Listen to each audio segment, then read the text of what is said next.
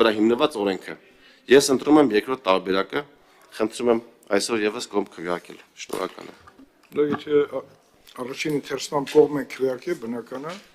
երկրորդ ընթերցման կողմ քվեարկեն, որտեղ հարցերի միջոցով մենք նաև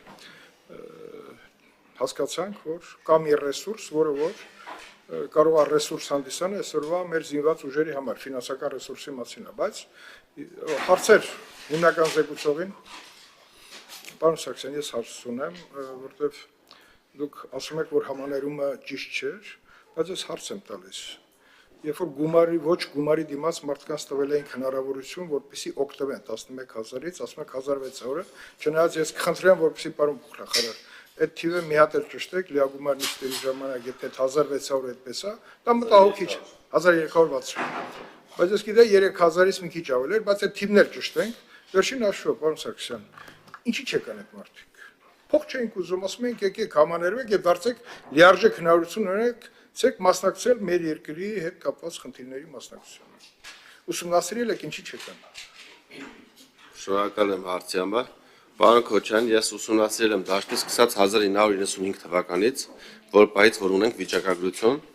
եւ իմ Facebook-յան էջում նաեւ հրապարակում եմ կատարել, ինչի մասին է դա, որ 1995 թվականից սկսած խուսափողների թիվը սկսել է աճել ծառայությունից եւ այդ 1995 թվականին ունեցել ենք բանակից խուսափող 1500 քաղաքացի,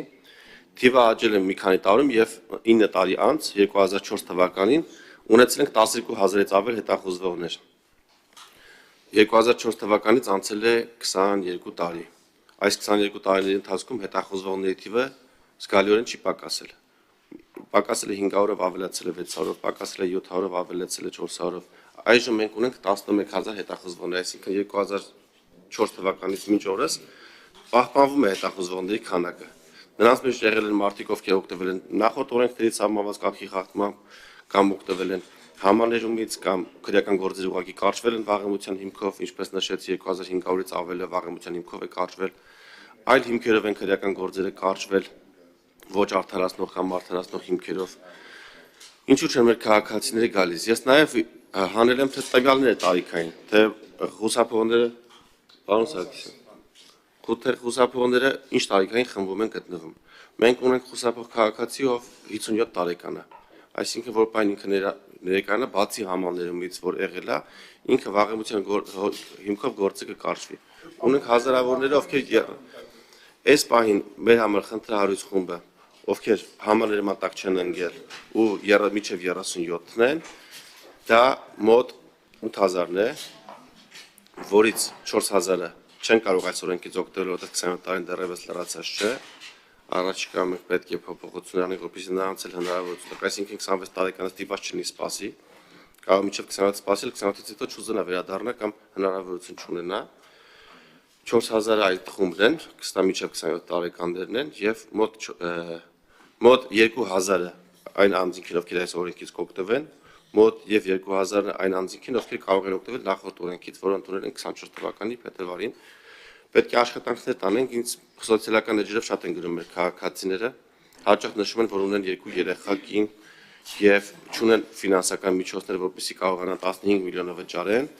եւ կան օգտվեն օրենքից, բայց նաեւ չեն կարող գալ ծառայել, որովհետեւ արդեն ունեն ընտանիք, բիզնես աշխատանք չեն կարող թողնել։ Կարծում եմ առաջիկայում կարող ենք քննարկել տարբերակներ, որպեսզի մեր քաղաքացիներին ճկուն հնարավորություն տանք գա գումարի մի մասը վճարի, մի մասը պետությունը տեղը վճարի, ինքը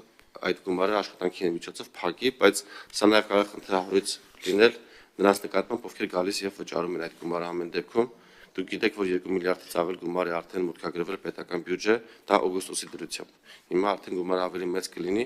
հույսով մինչև երեքշաբթի լիագումար նիստը կունենամ թվերը եւ կասեմ, թե այս օրենքից ինչքան մարդ է օգտվել ու ինչքան հավելյալ զինվոր պայստազորային եւ գումար ենք ունեցել պետական բյուջե։ Պարոն Սարգսյան, շատ լավ կլինի, որ այդ թվերը հստակ մենք ունենանք, լիագումարիստի ժամանակ, երբ որ ելույթ կունենանք, գուցե հնարավոր լինի հարցերի միջոցով որոշ ճշտումներ անենք։ Ես շատ լավ հասկանում եմ, բանակի տեսանկյունը դա ռեսուրս է, կորած ռեսուրս է համարվում, եւ դա գումարի տեսքով գալիս է եւ կծախսվի մեր բանակի կարիքների համար։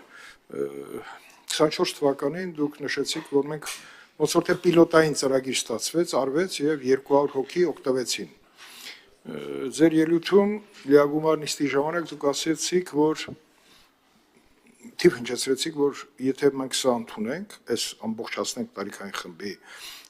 դուք նշեցիք նաև թվեր, ովքեր կարող են օգտվել, ովքեր պարզապես չեն ցանկություն չեն ունեցել, գան օգտվեն նաև իրենց իրավական կարգավիճակը հաստատելու, ասում ենք, մինչև 57 տարեկան ունեք, լավ, երեխաների քանակ եւ այլն։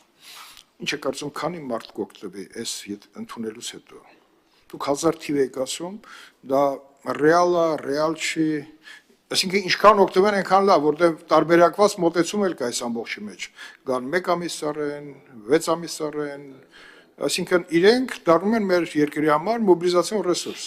Նաև քննարկման ժամանակ, եթե հիշում եք, մեր գործընկերներից մի քանիսը ասեցին, գուցե այլ մեխանիզմների մասին էլ մտածենք, այսինքն գումարը ոչ թե վերցնենք, այլ առաջարկենք գումար ներդնեն մեր տնտեսության մեջ, ասենք 50 միլիոն, եթե չեմ սխալվում, Սերգեյ Բագրատյանը եւ Խաչատուր Սուքիասյանն էին առաջարկում, եւ դրա դիմաց, ասենք թե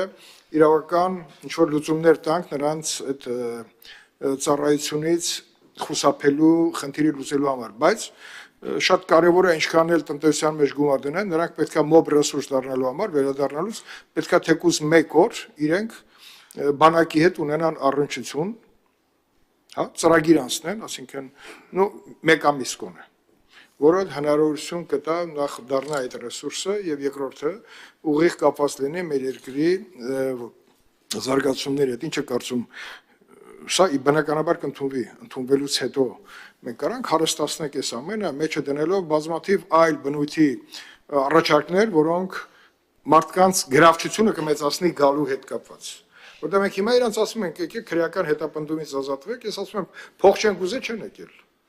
Կարող է 1260 չի, ավելի շատ լինի, բայց դա մեկը խնդրի չի լուծի, 11000 էր։ Մենք մտածում ենք ոնց անենք, որ այդ ռեսուրսը նորից դառնա մաքուր, ստերիլ երկիր վերադառնալու հնարավորություն չի եղել։ Հիմա այստեղ տալիս են այդ գումարը 200 հոգի տվել են, հիմա մենք մտածում ենք էլի կլինեն մարդիկ, երբ որ մենք իրենց տարբերակված մոտեցում ասենք, 1 ամսից սկսված, ոչ թե ասենք, որ վերջակետը 15 միլիոնն է, չէ, 15 միլիոնն է մեր վերջակետը թիվը, բայց այնտեղ կա նաև ծառայության դիմաց տարբերակված, ունենք տարբերակներ, իմ առաջարկը հետևյալն էր, ելույթ չեմ ունենա, որ սա ընդունելուց հետո, եթե մենք շարունակում ենք, հստակ մի հատ պատկերը ունենանք լիագումար նիստի ժամանակ եւ այդ պատկերին համահունչ ունենանք էլի առաջարկներ, որոնք այս նախաձեռնությունը կդարձնի ավելի ներառական եւ հնարավորություն կտա այնուամենայնիվ կորցրած ռեսուրսը ոչ թե նայել փողի տեսքով, այլ առաջին հերթին մեր երկիր վերադառնալու տեսքով եւ բնականաբար մեր պահեստազորի համակարգը ուժեղացնելու տեսքով։ Ես